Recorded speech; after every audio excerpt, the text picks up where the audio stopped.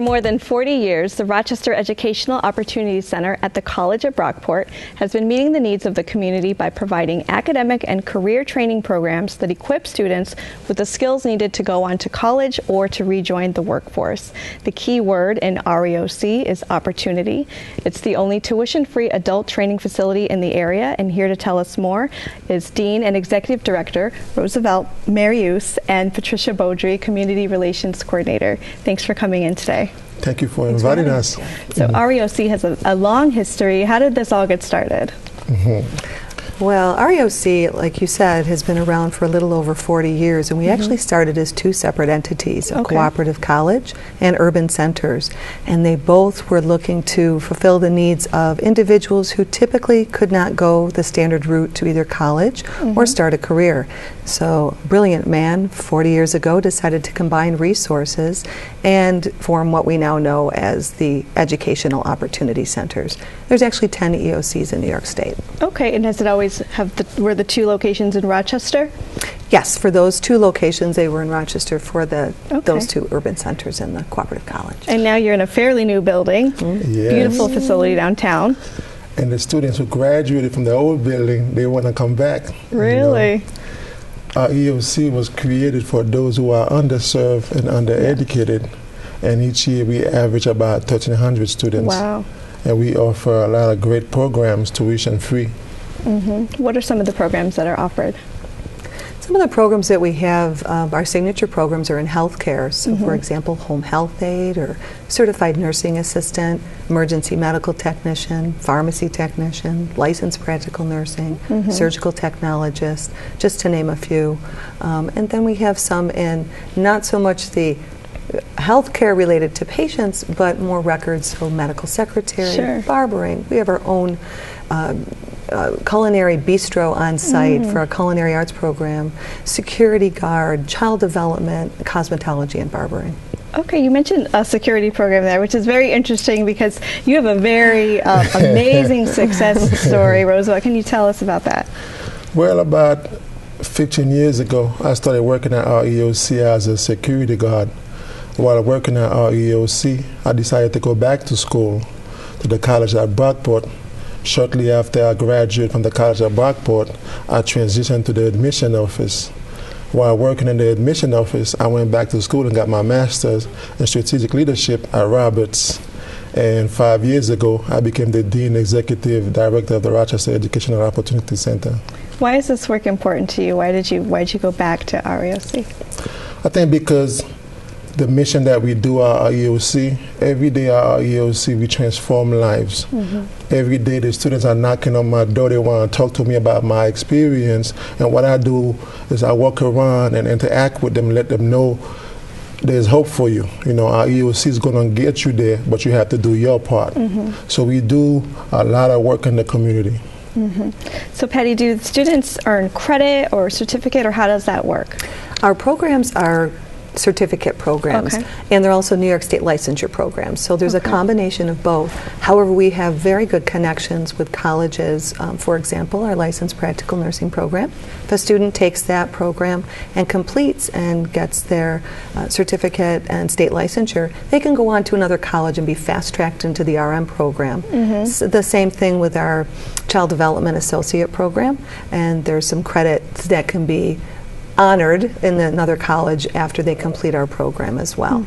So imagine you come to our EOC and you complete the LPN program after 11 months, tuition free. You're not in debt, and you still can have a career in the field. And if you choose to go back to go get your RN, now you have a career, you have a job that can help you to do that. Gives you a great head start. Yes. How do most students come to you? How do they hear about REOC?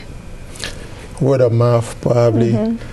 It's like we have generation, like there's a current student right now, her grandparents came to our EOC. Wow. Her mother came to our EOC, and now she's coming to our EOC. Why are resources like this so important in Rochester? As you know, poverty is big in Rochester, so definitely school like our EOC, there's a need for what we do. You know, as I mentioned, when our students graduate from our EOC, they don't have to worry about being in debt. And furthermore, when they come to our EOC, not only we give them the academic side, we also address some of the barriers that they come with. What are some of those barriers, you think?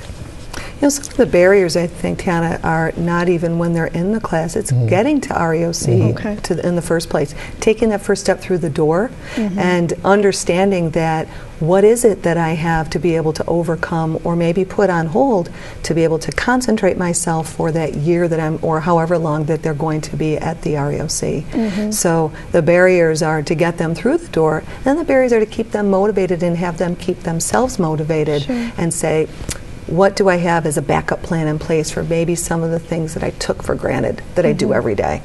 What are the qualifications that a student needs to have before they come there? Paperwork, that sort of thing? Definitely. The first thing our students have to do is go online and apply. And once they go online and apply, an admission advisor contact them and tell them about the next step, which is they have to schedule a tape test. After the tape test, they have to bring some paperwork. They also have to be a New York State resident. And the funny thing about being a New York State resident is we have people who live in the Bronx. Wow.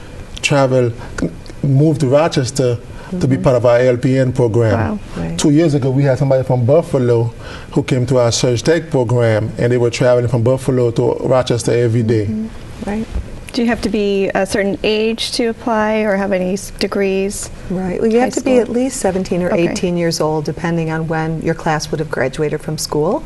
And it is income-based as to whether they're eligible. And technically, it's an individual who has not had any experience in college or very little experience in college.